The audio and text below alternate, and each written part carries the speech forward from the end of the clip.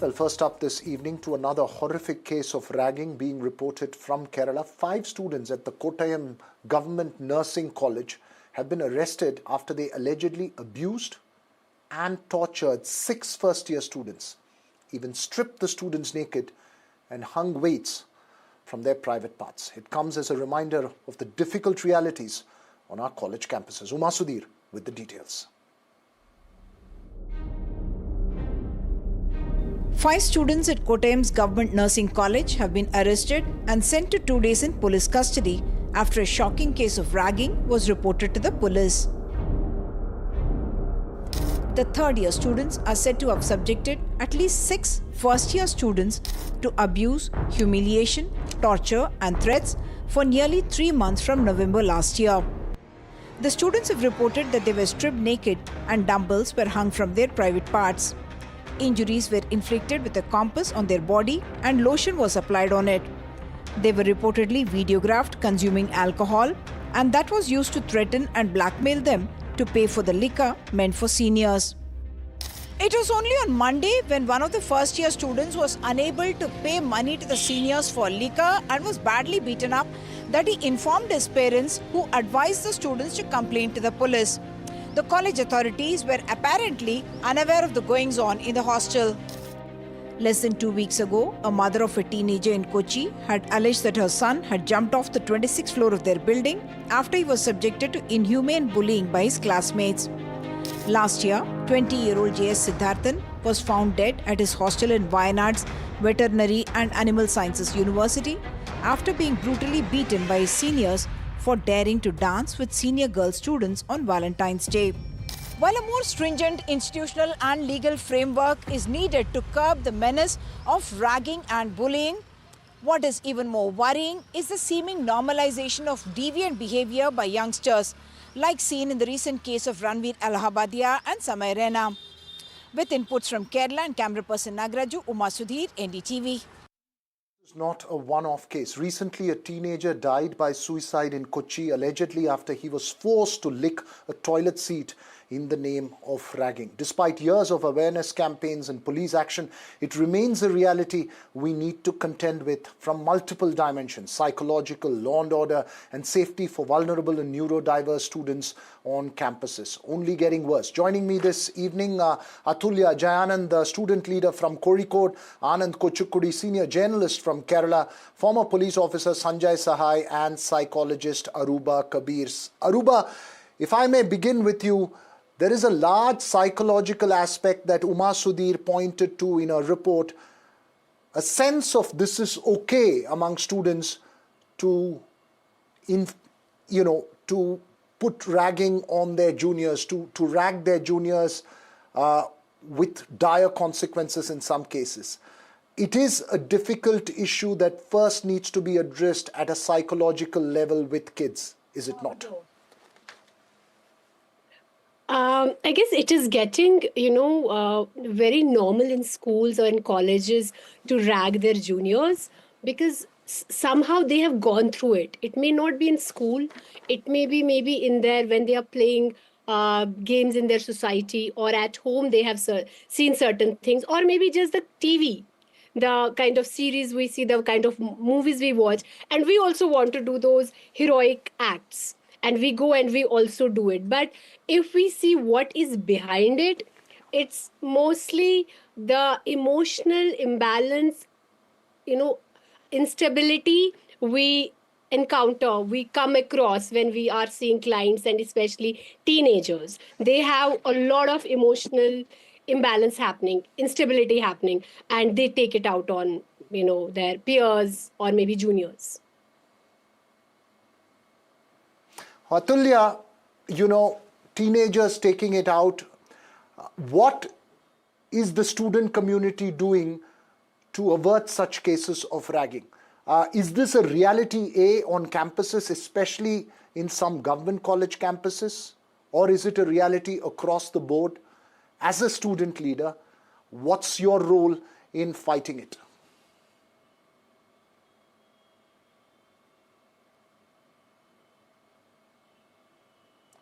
Atulya Jayanand. Yes, sir. Okay. What's your role in fighting it? So, our NSUI KSU district president from Kottayam district has already had a meeting with the principal in charge, and we demanded to dismiss this. Those who are involved in this case, we demanded them to dismiss this students as soon as possible.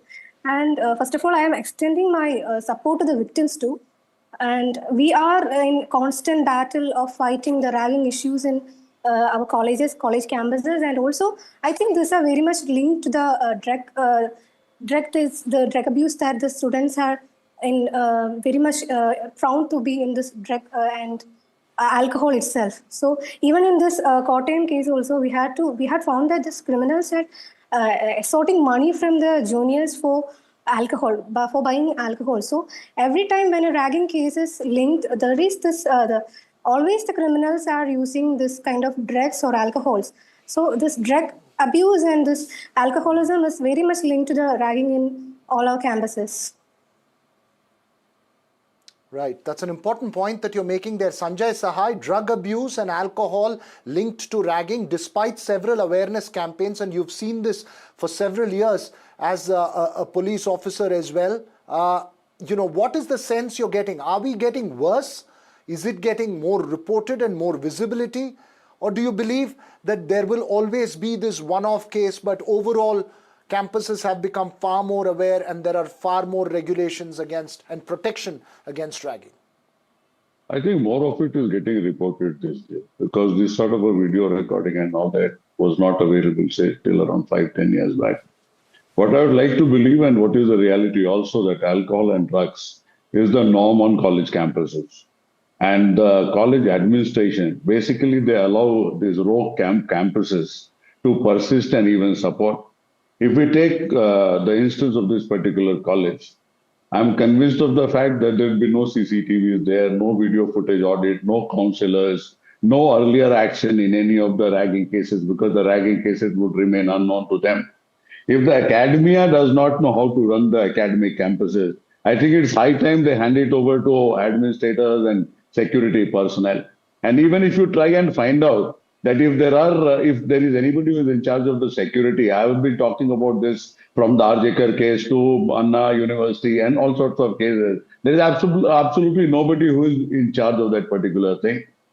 It's not only that they watch whatever they watch. The most important factor is from where does this criminality come? And that criminality, I'm also supposed to believe, cannot be in your normal frame of mind. So there is good amount of alcohol and drugs which are there on the campus. So first and foremost, what does the college administration do with regards to alcohol and drugs on the campus? And it will not be a very unknown sort of fact. If anybody goes, you and me, if you go to a college campus, I think you can also buy alcohol and drugs. So it's not a very unknown thing. Does the college, it is a hostel. Does the hostel have a warden? And what is the mechanism of oversight? Can it go for 3 long months? Right. If it has happened for 3 months with 6 students, right, I'm ready to believe that it is happening on a regular basis with vast majority of students, and nobody dares or nobody has the courage to go and report. And this also has been reported only in a very exceptional sort of a circumstance. I think the boy had a medical issue and he went to his parent, and from there, the whole thing has come out. Otherwise, this also would have been camouflaged. The college administration, they're allowing Anand? rogue campuses to get created and exist. Okay, you're making a very, very important point. Anand Kochukudi, point Sanjay Sahai is making is that while this incident comes out, there would definitely have been indications if it was observed closely, monitored closely, that there were a bunch of students there, substance abuse, alcohol abuse, or ones who were bullying other children, other students who are coming in. So it is really a question of constant monitoring and ensuring that this is averted rather than react to it once it has happened. Yes, I would say that the warden and the college authorities should be, complicit in it in some way or the other. For example, the warden in the hostel had his room very close to the students who were ragged, and so badly for 3 months. How can this go on for 3 months without the warden and also the security guard whose room was also somewhere close by, without their knowledge. How can it go on? That's totally, it's impossible. And moreover, I would say that in Kerala, this is a systemic challenge because this has been going on for quite some time, and these things are reported from one city or the other. Even in Kottayam, I remember when I was in college some 20 years ago, a similar thing was reported. I was not studying in Kottayam, but it's very clear. I can clearly remember that this was going on in a nursing college once again. And I think that these students who are caught, they get arrested, but then they get back to academics, they complete the course, and nobody gets their careers ruined. I think these students should be made, maybe rusticated, maybe their academic careers should be ruined so that they should be made a model case. They should be held guilty and responsible, and they should be. I think it should be made aware to the future generation that if it goes on like this, or if somebody, that their careers will be ruined. Otherwise, this keeps on going. This went on for 3 months because those students, the freshmen, they thought that this too shall pass after maybe a week, after 10 days, after a month. Absolutely. But it did not stop. Yeah, so this has to be stopped. This is an institutional problem in Kerala, systemic problem in Kerala. And I'm sure that the academicians, the wardens, they're all complicit in some way or the other. Absolutely, Anand. What you're saying is that there needs to be very stern punishment. But Aruba, the other aspect of it is also to deal with children or teenagers, adolescents at that age before they get into acts of this nature. Obviously, this is building up over a period of time, and it's not suddenly that someone had the courage to perpetrate an act as enormous as what is being reported at the moment. So this is largely also to do with constant monitoring. So there has to be a two-pronged approach on campuses. Aruba. We have to understand that ragging isn't just a discipline issue. It's a psychological and social problem that often stems from deep-seated insecurities, past traumas, and need for power. Simply punishing students isn't enough, like, to be honest, because I work with a lot of students who have ragged and who have gotten ragged. So true change happens when rehabilitation and re-education. It's not just about college, it's not just about education system. It's about how your parents are at home. What are they teaching you? We see that lack of empathy. There was a time when we used to say that it takes a village to raise a child. That concept is totally gone. And now children are just with parents, and unfortunately, parents also don't have enough time to ingrain those values, empathy. Then it becomes the responsibility of teachers. But in schools and colleges, There are multiple psychological, attitudinal issues. Sanjay Sahai, very quickly, how do we balance the two sides? It requires enormous investment, as you're saying, in terms of monitoring campuses, not just from the law and order point of view, but more from the psychological aspect and keeping the psychological well-being of students and detecting some of these things a lot earlier. First is the complete lack of accountability, responsibility, and ownership by the college management. So that is from where the whole thing starts. And we are talking about empathy and family values. Then let us take it back to the Gurukul days, where the principal or the teacher, he thought that the student is his ward, and to make him into a full bloom right personality is his job. So first and foremost is owning up that the college is yours and you're responsible for every single child. Second is there should be mechanisms. Primarily, it has to be somewhere the child or the student has faith. That is your counselors. That is also not happening. The third point is the investment of various types in technology and also in human resource. I don't think any of our teachers are even bothered about what the students are doing. If the warden is also located in the same building or in the same block, and students are doing what they are doing, I think it is very difficult to accept this fact, and they are accepting As this fact. always. I remember in college, I was in St. Right. Stephen's As College. always, you're If making 10 a o'clock very, we very did not strong come back. point, Next Sanjay day we Sahai, but immediately. absolutely, Sanjay Sahai, as always, you're making a very strong point. These are extremely important issues that need to be addressed both sensitively.